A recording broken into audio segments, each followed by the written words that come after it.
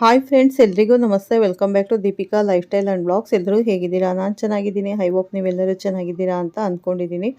Please friends, ಈ ವಿಡಿಯೋನ ಫಸ್ಟಿಂದ ಕೊನೆವರೆಗೂ ಸ್ಕಿಪ್ ಮಾಡದೆ ನೋಡಿ. ನಿಮ್ಗೆ ಇಷ್ಟ ಆದರೆ ಲೈಕ್ ಮಾಡಿ, ಶೇರ್ ಮಾಡಿ. ಹೊಸದಾಗಿ ನೋಡೋರು ನಮ್ಮ ಚಾನಲ್ಗೆ ಸಬ್ಸ್ಕ್ರೈಬ್ ಮಾಡ್ಕೊಳ್ಳಿ. ಪಕ್ಕದಲ್ಲಿರೋ ಬೆಲ್ ಐಕನ್ ಕ್ಲಿಕ್ ಮಾಡಿ. ನಾನು ಹಾಕೋ ಪ್ರತಿಯೊಂದು ವಿಡಿಯೋ ನೋಟಿಫಿಕೇಷನ್ಗೆ ಬರುತ್ತೆ. ಹಾಗೆ ಈ ವಿಡಿಯೋ ಇಷ್ಟ ಆದರೆ ಓಂ ಶನೇಶ್ವರಾಯ ನಮಃ ಅಂತ ಒಂದು ಕಮೆಂಟ್ ಕೊಡೋದನ್ನು ಖಂಡಿತ ಮರಿಬೇಡಿ. ನಾನಿವಾಗ ತಿಳಿಸ್ಕೊಡ್ತಾ ಇದ್ದೀನಿ ಮಕರ ರಾಶಿ ಬಗ್ಗೆ. ಬನ್ನಿ ಈ ವಿಡಿಯೋನ ಪೂರ್ತಿಯಾಗಿ ಎಲ್ಲೂ ಸ್ಕಿಪ್ ಮಾಡದೆ ನೋಡಿ. ಮಕರ ರಾಶಿಯವರೇ, ಒಂದು ನಿಮಿಷ ಗಮನದಿಂದ ಕೇಳಿ. ಈ ವಿಡಿಯೋ ಸಾಮಾನ್ಯ ವಿಡಿಯೋ ಅಲ್ಲ. ಜೀವನದ ದಾರಿಯಲ್ಲಿ ಎಷ್ಟೇ ಕಷ್ಟಗಳು ಬಂದರೂ ಮನಸ್ಸಿನೊಳಗೆ ನೋವನ್ನು ಮರೆಮಾಡಿಕೊಂಡು ತಮ್ಮ ಕುಟುಂಬಕ್ಕಾಗಿ ಹಗಲು ರಾತ್ರಿ ಶ್ರಮಿಸುತ್ತಿರುವ ನನ್ನ ಪ್ರೀತಿಯ ಸಹೋದರ ಸಹೋದರಿಯರಿಗಾಗಿ ಈ ವಿಡಿಯೋ. ಒಮ್ಮೆ ಯೋಚಿಸಿದ್ದೀರಾ? ಮಕರ ರಾಶಿಯಲ್ಲಿ ಕೆಲವರು ಅತ್ಯಂತ ದೊಡ್ಡ ಮಟ್ಟ ಯಶಸ್ಸು ಸಾಧಿಸುತ್ತಾರೆ. ಆದರೆ ಅದೇ ಮಕರ ರಾಶಿಯವರು ಇನ್ನೂ ಕೆಲವರು ಜೀವನದಲ್ಲಿ ಎಷ್ಟೇ ಪ್ರಯತ್ನ ಪಟ್ಟರೂ ಫಲ ಕಾಣದೆ ಸಾಲದ ಭಾರ, ಮಾನಸಿಕ ಒತ್ತಡ, ಅವಮಾನಗಳ ನಡುವೆ ನರಳುತ್ತಿರುತ್ತಾರೆ. ಒಬ್ಬ ವ್ಯಕ್ತಿ ಕೈ ಹಾಕಿದ ಕೆಲಸದಲ್ಲೆಲ್ಲ ಅದ್ಭುತ ಯಶಸ್ಸು ಪಡೆಯುತ್ತಾನೆ. ಹಣ, ಗೌರವ, ಆಸ್ತಿ, ಸುಖ, ಸಾರ್ಥಕತೆಯ ಜೀವನ ಬದುಕುತ್ತಾನೆ. ಆದರೆ ಮತ್ತೊಬ್ಬ ವ್ಯಕ್ತಿ ವ್ಯಾಪಾರದಲ್ಲಿ ನಷ್ಟ, ಸ್ನೇಹಿತರ ಮೋಸ, ಶತ್ರುಗಳ ಕಾಟ, ಕುಟುಂಬದಲ್ಲಿ ಅಶಾಂತಿ, ಇವುಗಳ ನಡುವೆ ಬದುಕನ್ನು ಎಳೆಯುತ್ತಿರುತ್ತಾನೆ. ಇದಕ್ಕೆ ಕಾರಣ ಏನು? ಅದೃಷ್ಟದ ಸಮಯನ ಅಥವಾ ನಮ್ಮೊಳಗೆ ಇರುವ ಯಾವುದೋ ದೈವಿಕ ಶಕ್ತಿನ? ಮಕರ ರಾಶಿಯವರೇ, ನಿಮ್ಮೊಳಗೆ ಒಂದು ಅದ್ಭುತ ಸಹನ ಶಕ್ತಿ ಇರುತ್ತದೆ. ಆ ಶಕ್ತಿಗೆ ಸರಿಯಾದ ದಾರಿ ಸಿಕ್ಕಾಗ ಸಾಮಾನ್ಯ ವ್ಯಕ್ತಿಯು ಕೋಟ್ಯಾಧಿಪತಿಯಾಗುತ್ತಾನೆ. ಆದರೆ ಅದೇ ಶಕ್ತಿ ತಪ್ಪು ದಾರಿಯಲ್ಲಿ ಹೋದರೆ ಜೀವನವೇ ಅಸ್ತವ್ಯಸ್ತವಾಗುತ್ತದೆ. ಪ್ರತಿಯೊಂದು ರಾಶಿಗೂ ಅದರದ್ದೇ ಆದ ವಿಶೇಷತೆ ಇರುತ್ತದೆ. ಹಾಗೆಯೇ ಪ್ರತಿಯೊಂದು ರಾಶಿಗೂ ಹೊಂದುವ ಕೆಲಸದ ಕ್ಷೇತ್ರ ಮತ್ತು ದೈವಿಕ ಶಕ್ತಿ, ಜೀವನದ ದಾರಿ ಇರುತ್ತದೆ. ಆ ದಾರಿಯಲ್ಲಿ ನಡೆದಾಗ ಮಾತ್ರ ನಿಜವಾದ ಯಶಸ್ಸು, ಹಣ, ಗೌರವ ಮತ್ತು ಮನಃಶಾಂತಿ ಸಿಗುತ್ತದೆ. ಹಾಗಾದರೆ ಅದು ಯಾವ ಶಕ್ತಿ ನಿಮ್ಮನ್ನು ಕಾಪಾಡುತ್ತದೆ? ಅದು ಯಾವ ಕೆಲಸ ನಿಮ್ಮ ಕೈ ಹಿಡಿಯುತ್ತದೆ? ಅದು ಯಾವ ತಪ್ಪು ನಿಮ್ಮನ್ನು ಪಾತಾಳಕ್ಕೆ ತಳ್ಳುತ್ತದೆ? ಯಾವ ರಾಶಿಯವರನ್ನು ಮದುವೆಯಾಗಬೇಕು, ಯಾವ ರಾಶಿಯವರನ್ನು ಮದುವೆಯಾಗಬಾರದು? ಈ ಎಲ್ಲ ರಹಸ್ಯಗಳನ್ನು ಇಂದಿನ ವಿಡಿಯೋದಲ್ಲಿ ತಿಳಿಸುತ್ತೇನೆ. ಆದ್ದರಿಂದ ವಿಡಿಯೋವನ್ನು ಸ್ಕಿಪ್ ಮಾಡದೆ ಕೊನೆವರೆಗೂ ನೋಡಿ. ಈ ಒಂದು ಗುಟ್ಟು ನಿಮಗೆ ತಿಳಿದರೆ ನೀವು ನಿಮ್ಮ ಜೀವನದ ಸಾಮ್ರಾಟರಾಗಬಹುದು. ಯಾವ ಕೆಲಸ ನಿಮಗೆ ಒಲಿದು ಬರುತ್ತದೆ ಎನ್ನುವುದನ್ನು ಕೊನೆಯ ಮಧ್ಯಭಾಗದಲ್ಲಿ ತಿಳಿಸುತ್ತೇನೆ. ಅಂದರೆ ವಿಡಿಯೋ ಶುರು ಮಾಡುವ ಮೊದಲು ನಮ್ಮ ರಾಶಿ ಅಧಿಪತಿ ಅಂದರೆ ಈ ಶನಿ ದೇವ ಕುಂಭರಾಶಿ ಮತ್ತು ಮಕರ ರಾಶಿಗೆ ಅಧಿಪತಿ ಶನಿ ದೇವ ಆಗಿರೋದ್ರಿಂದ ಓಂ ಶನೇಶ್ವರಾಯ ನಮಃ ಅಂತ ಕಮೆಂಟ್ ಕೊಡಿ. ಮತ್ತು ಮಕರ ರಾಶಿಯವರೇ, ಮೊದಲೇ ಹೇಳಿದಂತೆ ನಿಮ್ಮ ಜೀವನದಲ್ಲಿ ಯಾಕೆ ಇಷ್ಟೊಂದು ಏರಿಳಿತಗಳು ನಡೆಯುತ್ತದೆ ಗೊತ್ತಾ? ಒಬ್ಬ ಮಕರ ರಾಶಿಯ ವ್ಯಕ್ತಿ ಅತ್ಯಂತ ದೊಡ್ಡ ಮಟ್ಟದ ಯಶಸ್ಸು ಸಾಧಿಸಿದರೆ ಮತ್ತೊಬ್ಬ ವ್ಯಕ್ತಿ ಯಾಕೆ ಎಷ್ಟು ಶ್ರಮ ಪಟ್ಟರೂ ಜೀವನದಲ್ಲಿ ಕಷ್ಟಗಳನ್ನೇ ಅನುಭವಿಸುತ್ತಾರೆ. ಇದರ ಹಿಂದೆ ಒಂದು ದೊಡ್ಡ ರಹಸ್ಯವಿದೆ.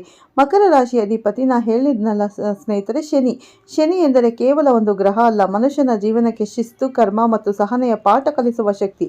ಅದೇ ರೀತಿ ನಿಮ್ಮೊಳಗೂ ಹುಟ್ಟಿನಿಂದಲೇ ಒಂದು ಅದ್ಭುತ ಸಹನಾ ಶಕ್ತಿ ಮತ್ತು ಜವಾಬ್ದಾರಿತನ ಇರುತ್ತದೆ. ಕಷ್ಟ ಬಂದರೂ ಕುಗ್ಗದೆ ಮುಂದೆ ಸಾಗುವ ಶಕ್ತಿ, ನೋವನ್ನು ಮನಸ್ಸಿನೊಳಗೆ ಇಟ್ಟುಕೊಂಡು ಕುಟುಂಬಕ್ಕಾಗಿ ಹೋರಾಡುವ ಗುಣ, ದೊಡ್ಡ ಕನಸುಗಳನ್ನು ನಿಜವಾಗಿಸಿಕೊಳ್ಳುವ ಛಲ, ಇವೆಲ್ಲವೂ ಮಕರ ರಾಶಿಯವರ ಸಹಜ ಗುಣಗಳು. ಆದರೆ ಇಲ್ಲಿ ಒಂದು ಸತ್ಯವಿದೆ. ಈ ಶಕ್ತಿ ಸರಿಯಾದ ದಿಕ್ಕಿನಲ್ಲಿ ನಡೆದರೆ ನೀವು ಸಾಮಾನ್ಯ ವ್ಯಕ್ತಿಯಿಂದ ಸಾಮ್ರಾಟನಾಗುತ್ತೀರಿ. ಆದರೆ ತಪ್ಪು ದಾರಿಯಲ್ಲಿ ಹೋದರೆ ಜೀವನವೇ ಭಾರವಾಗುತ್ತದೆ. ಮಕರ ರಾಶಿಯಲ್ಲಿ ಯಶಸ್ವಿಯಾದವರು ತಮ್ಮ ಸಮಯವನ್ನು ಶಿಸ್ತು, ಪರಿಶ್ರಮ ಮತ್ತು ಗುರಿಯ ಕಡೆ ಬಳಸುತ್ತಾರೆ. ಅವರು ನಿಧಾನವಾಗಿ ಬೆಳೆದರೂ ದೊಡ್ಡ ಮಟ್ಟದ ಯಶಸ್ಸು ಸಾಧಿಸುತ್ತಾರೆ. ಆದರೆ ಸಂಕಷ್ಟದಲ್ಲಿರುವ ಕೆಲವರು ಅತಿಯಾದ ಆಲೋಚನೆ, ಸಕಾರಾತ್ಮಕ ಮನಸ್ಥಿತಿ ಮತ್ತು ಭಯದಿಂದ ತಮ್ಮ ಅವಕಾಶಗಳನ್ನೇ ಕಳೆದುಕೊಳ್ಳುತ್ತಾರೆ. ಮಕರ ರಾಶಿಯವರೇ, ನಿಮ್ಮ ಜೀವನವನ್ನು ಬದಲಾಯಿಸುವ ಶಕ್ತಿ ಬೇರೆ ಯಾರಲ್ಲೂ ಇಲ್ಲ. ಅದು ನಿಮ್ಮೊಳಗೆ ಇದೆ. ಆ ಶಕ್ತಿಯನ್ನು ನೀವು ಹೇಗೆ ಬಳಸುತ್ತೀರಾ, ಅದೇ ನಿಮ್ಮ ಭವಿಷ್ಯವನ್ನು ನಿರ್ಧರಿಸುತ್ತದೆ. ಮುಂದೆ ಹೇಳುವ ವಿಷಯವನ್ನು ತುಂಬ ಗಮನದಿಂದ ಕೇಳಿ. ಯಾಕೆಂದರೆ ನಿಮ್ಮ ಜೀವನದಲ್ಲಿ ಹಣ, ಗೌರವ, ಅದೃಷ್ಟ ಹೆಚ್ಚಾಗಬೇಕಾದರೆ ನೀವು ತಪ್ಪಿಸಬೇಕಾದ ಕೆಲವು ದೊಡ್ಡ ತಪ್ಪುಗಳಿವೆ. ಮಕರ ರಾಶಿಯವರೇ, ನೀವು ಎಷ್ಟೇ ಪರಿಶ್ರಮಿಗಳಾಗಿದ್ದರೂ, ಎಷ್ಟೇ ಸಹನಾ ಶಕ್ತಿ ನಿಮ್ಮೊಳಗೆ ಇದ್ದರೂ 3 ದೊಡ್ಡ ತಪ್ಪುಗಳು ನಿಮ್ಮ ಜೀವನವನ್ನು ಹಿನ್ನಡೆಗೆ ತಳ್ಳಬಹುದು. ಮೊದಲನೆಯದು ಅತಿಯಾದ ನಕಾರಾತ್ಮಕ ಯೋಚನೆ. ಮಕರ ರಾಶಿಯವರು ಪ್ರತಿಯೊಂದು ವಿಷಯವನ್ನು ತುಂಬ ಆಳವಾಗಿ ಯೋಚಿಸುತ್ತಾರೆ. ಕೆಲವೊಮ್ಮೆ ಅವಕಾಶ ಬಂದರೂ ನನ್ನಿಂದ ಆಗುವುದಿಲ್ಲ ಎನ್ನುವ ಭಯದಿಂದ ಹಿಂದೆ ಸರಿಯುತ್ತಾರೆ. ಇದೇ ನಿಮ್ಮ ಯಶಸ್ಸಿಗೆ ದೊಡ್ಡ ಅಡ್ಡಿಯಾಗುತ್ತದೆ. ಎರಡನೆಯದು ತಪ್ಪು ವ್ಯಕ್ತಿಗಳ ಮೇಲೆ ನಂಬಿಕೆ. ಮಕರ ರಾಶಿಯವರು ಒಮ್ಮೆ ಯಾರನ್ನಾದರೂ ತಮ್ಮವರಂತೆ ಒಪ್ಪಿಕೊಂಡರೆ ಸಂಪೂರ್ಣ ಮನಸ್ಸಿನಿಂದ ನಂಬುತ್ತಾರೆ. ಆದರೆ ಎಲ್ಲವನ್ನು ಎಲ್ಲರೂ ನಿಮ್ಮ ಒಳ್ಳೆಯದನ್ನೇ ಬಯಸುವುದಿಲ್ಲ. ಕೆಲವರು ನಿಮ್ಮ ಶ್ರಮವನ್ನು ಬಳಸಿಕೊಂಡು ನಿಮ್ಮನ್ನೇ ಹಿಂದೆ ತಳ್ಳುತ್ತಾರೆ. ಆದ್ದರಿಂದ ನಿಮ್ಮ ಯೋಜನೆ ಮತ್ತು ದುರ್ಬಲತೆಯನ್ನು ಎಲ್ಲರ ಮುಂದೆ ಹೇಳಬೇಡಿ ಸ್ನೇಹಿತರೆ. ಮೂರನೆಯದು, ಕೆಲಸದ ಒತ್ತಡದಲ್ಲಿ ಜೀವನವನ್ನೇ ಮರೆತು ಬಿಡುವುದು. ಮಕರ ರಾಶಿಯವರು ಹಣ ಮತ್ತು ಜವಾಬ್ದಾರಿಗಾಗಿ ಎಷ್ಟೋ ಶ್ರಮ ಪಡುತ್ತಾರೆ. ಆದರೆ ಕೆಲವೊಮ್ಮೆ ಕುಟುಂಬ ಸಮೇತ ಸಂತೋಷ, ಆರೋಗ್ಯ ಇವೆಲ್ಲವನ್ನು ನಿರ್ಲಕ್ಷ್ಯ ಮಾಡುತ್ತಾರೆ. ಇದೇ ಮುಂದೆ ಮಾನಸಿಕ ಒತ್ತಡಕ್ಕೆ ಕಾರಣವಾಗುತ್ತದೆ. ಮಕರ ರಾಶಿಯವರೇ, ನೆನಪಿಟ್ಟುಕೊಳ್ಳಿ, ಸಾಮ್ರಾಟನಾಗಬೇಕಾದರೆ ಮೊದಲು ನಿಮ್ಮ ಮನಸ್ಸಿನ ಮೇಲೆ ನಿಯಂತ್ರಣ ಇರಬೇಕು. ನಿಮ್ಮ ಭಯ, ನಂಬಿಕೆ ಮತ್ತು ಅತಿಯಾದ ಯೋಚನೆ ಈ ಮೂರನ್ನು ನಿಯಂತ್ರಿಸಿದರೆ ನಿಮ್ಮನ್ನು ಸೋಲಿಸಲು ಯಾರಿಂದಲೂ ಸಾಧ್ಯವಿಲ್ಲ. ಇನ್ನು ನಿಮ್ಮನ್ನು ಕಾಪಾಡುವ ದೈವಶಕ್ತಿ ಯಾವುದು ನೋಡೋಣ ಬನ್ನಿ. ಮಕರ ರಾಶಿಯವರೇ, ನಿಮ್ಮ ರಾಶಿಗೆ ಶನಿ ದೇವನೇ ಬಲ. ಶನಿ ಹೇಗೆ ಮನುಷ್ಯನಿಗೆ ಕರ್ಮದ ಪಾಠ ಕಲಿಸುತ್ತಾನೋ ಹಾಗೆಯೇ ನಿಮ್ಮೊಳಗೆ ಒಂದು ಅದ್ಭುತ ಸಹನ ಶಕ್ತಿ ಮತ್ತು ದೈವಿಕ ಶಕ್ತಿ ಸದಾ ಜಾಗೃತವಾಗಿರುತ್ತದೆ. ಆ ಶಕ್ತಿಯನ್ನು ಎಚ್ಚರಿಸಿದ ದಿನದಿಂದ ನಿಮ್ಮ ಜೀವನ ನಿಧಾನವಾಗಿ ಬದಲಾಗಲು ಶುರುವಾಗುತ್ತದೆ. ನಿಮ್ಮ ಪರಿಶ್ರಮಕ್ಕೆ ಫಲ ಸಿಗುತ್ತಿಲ್ಲವೇ? ಎಷ್ಟೇ ದುಡಿದರೂ ಹಣ ಕೈಯಲ್ಲಿ ಉಳಿಯುತ್ತಿಲ್ಲವೇ? ಜನರು ನಿಮ್ಮನ್ನು ಅರ್ಥ ಮಾಡಿಕೊಳ್ಳುತ್ತಿಲ್ಲ ಅನಿಸುತ್ತಿದೆಯಾ? ಅಂದರೆ ನಿಮ್ಮ ದೈವಿಕ ಶಕ್ತಿಯನ್ನು ಜಾಗೃತಿಗೊಳಿಸುವ ಸಮಯ ಬಂದಿದೆ.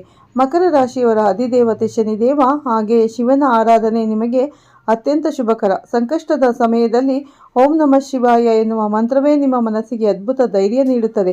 ಪ್ರತಿದಿನ ಬೆಳಗ್ಗೆ ಸ್ನಾನದ ನಂತರ ಶಿವನಿಗೆ ನೀರು ಅರ್ಪಿಸಿ, ಸಾಧ್ಯವಾದರೆ ಬಿಲ್ವಪತ್ರೆ ಸಮರ್ಪಿಸಿ. ಇದರಿಂದ ಮನಸ್ಸಿನ ಭಯ ಮತ್ತು ನಕಾರಾತ್ಮಕ ಶಕ್ತಿ ಕಡಿಮೆಯಾಗುತ್ತದೆ ಎಂದು ನಂಬಲಾಗಿದೆ. ಇನ್ನೊಂದು ಮುಖ್ಯವಾದ ಪರಿಹಾರ ಶನಿ ಆರಾಧನೆ.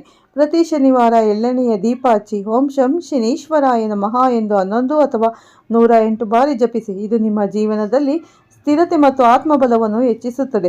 ಹಾಗೆಯೇ ಪ್ರತಿದಿನ ಸಂಜೆ ಮನೆಯಲ್ಲಿ ತುಪ್ಪದ ದೀಪ ಹಚ್ಚಿ ಓಂ ನಮೋ ಭಗವತಿ ವಾಸುದೇವಾಯ ಎಂದು ಜಪಿಸಿದರೆ ಮನಸ್ಸಿನ ಗೊಂದಲ ಕಡಿಮೆಯಾಗಿ ಮನಃಶಾಂತಿ ಹೆಚ್ಚಾಗುತ್ತದೆ. ಸ್ನೇಹಿತರೆ, ಮಕರ ರಾಶಿಯವರೇ, ಒಂದು ವಿಷಯ ಯಾವತ್ತೂ ನೆನಪಿಟ್ಟುಕೊಳ್ಳಿ, ಹಣೆ ಬರಹ ಅನ್ನೋದು ಕೇವಲ ಅದೃಷ್ಟದಿಂದ ನಿರ್ಮಾಣವಾಗುವುದಿಲ್ಲ.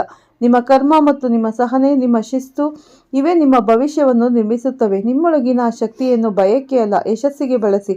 ಆಗ ನೀವು ಕೇವಲ ಸಾಮಾನ್ಯ ವ್ಯಕ್ತಿಯಲ್ಲ, ನಿಮ್ಮ ಜೀವನ ಸಾಮ್ರಾಜ್ಯದ ನಿಜವಾದ ಅಧಿಪತಿಯಾಗುತ್ತೀರಿ. ಮಕರ ರಾಶಿಯವರೇ, ನಿಮ್ಮ ದಾಂಪತ್ಯ ಜೀವನ ಅಸಾಮಾನ್ಯವಾಗಿರುವುದಿಲ್ಲ. ಯಾಕೆಂದರೆ ನೀವು ಒಮ್ಮೆ ಯಾರನ್ನಾದರೂ ನಿಮ್ಮವರಾಗಿ ಒಪ್ಪಿಕೊಂಡರೆ ಜೀವನ ಪೂರ್ತಿ ಅವರ ಜೊತೆ ನಿಲ್ಲುವ ಸ್ವಭಾವದವರು. ನಿಮ್ಮಲ್ಲಿ ಜವಾಬ್ದಾರಿ, ನಿಷ್ಠೆ ಮತ್ತು ಕುಟುಂಬದ ಮೇಲೆ ಅತಿಯಾದ ಕಾಳಜಿ ಇರುತ್ತದೆ. ಸಂಗಾತಿಗೆ ಭದ್ರತೆ ಮತ್ತು ಸುಖದ ಜೀವನ ಕೊಡಬೇಕು ಅನ್ನೋದು ನಿಮ್ಮ ಮನಸ್ಸಿನ ಆಸೆ. ಆದರೆ ಮಕರ ರಾಶಿಯವರಲ್ಲಿ ಒಂದು ಸಣ್ಣ ಸಮಸ್ಯೆ ಇದೆ. ಭಾವನೆಗಳನ್ನು ತಕ್ಷಣ ಹೊರಹಾಕುವುದಿಲ್ಲ. ಕೆಲವೊಮ್ಮೆ ಹೆಚ್ಚು ಗಂಭೀರ ಸ್ವಭಾವ ಮತ್ತು ಆಟದಿಂದ ಸಣ್ಣ ಭಿನ್ನಾಭಿಪ್ರಾಯಗಳು ಬರುತ್ತವೆ. ಇದನ್ನು ಕಡಿಮೆ ಮಾಡಿಕೊಂಡರೆ ನಿಮ್ಮ ಸಂಸಾರ ತುಂಬ ಸುಖಮಯವಾಗಿರುತ್ತದೆ. ಈಗ ವಿಷಯಕ್ಕೆ ಬರೋಣ. ಮಕರ ರಾಶಿಯವರಿಗೆ ಕೆಲವು ರಾಶಿಗಳು ತುಂಬ ಚೆನ್ನಾಗಿ ಹೊಂದಾಣಿಕೆಯಾಗುತ್ತವೆ. ಮೊದಲನೆಯದು ವೃಷಭ ರಾಶಿ. ಇಬ್ಬರಲ್ಲೂ ಸಹನೆ ಮತ್ತು ಕುಟುಂಬದ ಮೇಲೆ ಪ್ರೀತಿ ಹೆಚ್ಚು ಇರುತ್ತದೆ. ಈ ಜೋಡಿ ಜೀವನದಲ್ಲಿ ಸ್ಥಿರತೆ ಪಡೆಯುತ್ತದೆ.